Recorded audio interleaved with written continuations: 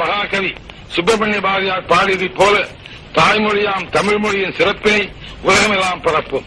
இந்தியாவின் ஒற்றுமையை வளர்த்து இறையாண்மை காக்க பாடுபடும்.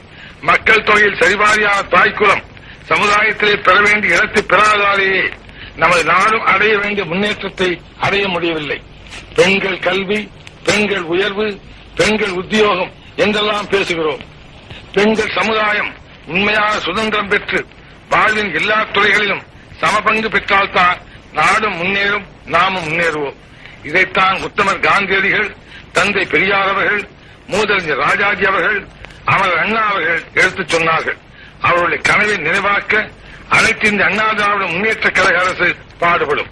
அத்தகைய அரசு அமையவும், அமைகின்ற அரசு தூய்மையான அரசாக அமையவும், மக்கள் தீர்ப்பே மகேசன் தீர்ப்பு என்ற நன்மையை தழைக்கவும் உங்களுடைய அன்பும் ஆதரவும் ஆசையும் கிடைக்க வேண்டும் என்று கைகூப்பி உங்களை வேண்டி கேட்டுக் கொள்கிறேன்.